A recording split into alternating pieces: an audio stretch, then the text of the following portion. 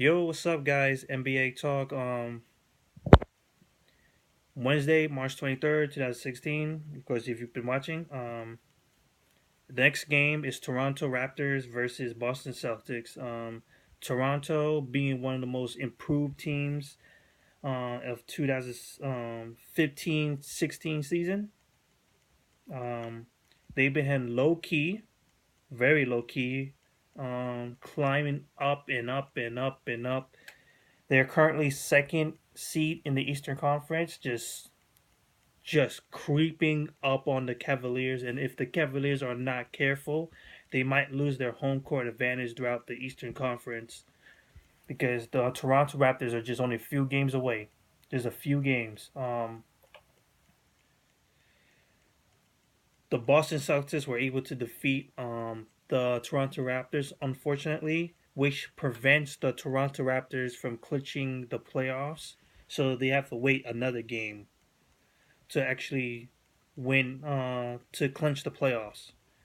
The Boston Celtics being also one of the most improved teams and was one of my favorite teams to watch this entire 2015-16 season because without having a superstar with them or another scorer to pair with Isaiah Thomas, they have been consistent in their defense. It's pretty much their defense is just incredible.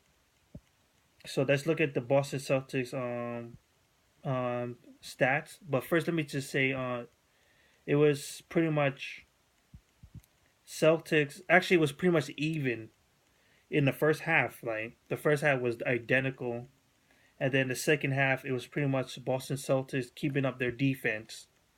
So let's go back to the stats for the Boston.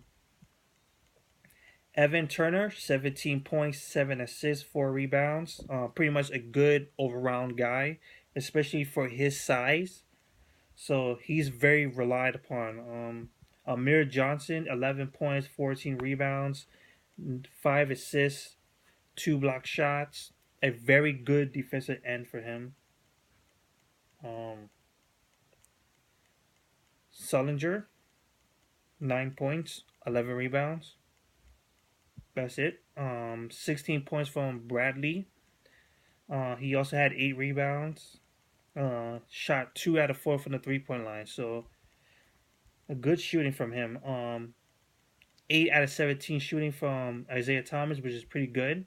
23 points overall. 4 assists. He's been the guy to lead this team. The guy, he has been consistent all year round with his points. Hopefully, this coming off season with all the picks that they have, maybe they're gonna trade some pieces, or maybe they're gonna go for people off in a free agency, which is they're gonna be a couple. Hopefully, they could go for shooters or some big agent who can provide points, and with the side with Isaiah Thomas, of course. Nothing much from off the bench though. So 43% from the field overall, 40% for the 3-point line, which is pretty good for the Boston Celtics. 61% from the free throw line, which is not really good for the Celtics. 48 rebounds, 41 are defensive rebounds. And when I mean by defensive rebounds, I mean the way how they are protecting the ball, protecting the rim, and able to collect those defensive rebounds. They had 41. So that's pretty much showing they are showing up on defense. 24 assists overall, pretty good, out of 8 turnovers. That is phenomenal. They didn't have to turn the ball over much. Sorry. Um, they don't have Crowder with them, which would have made their defense much better too. But it's okay. Um, so that's it for the Boston Celtics. So let's look at the Toronto Raptors. Scola, 9 points. Only played 23 minutes. 12 minutes from Powell. 21 points from DeRozan.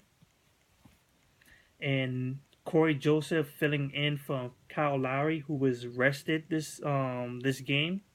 He had 9 points, 6 rebounds, 4 assists. Sorry. You have a couple players like Terrence Ross, 13 points. You have Jason Thompson with 6 points, 10 rebounds, 6 points from Wright. He also had 8 rebounds as well. So pretty much they were just stopped defensively. The Boston Celtics defense was pretty decent. So Toronto Raptors don't make the playoffs today. They still have a chance in the next game, which they will face Houston Rockets, which won't be an easy walk in the park. But knowing how terrible the defense of the Houston Rockets are, I think the Raptors will beat this team definitely. So the Celtics will face the Phoenix Suns next one, so they're gonna probably win that too. So that's it.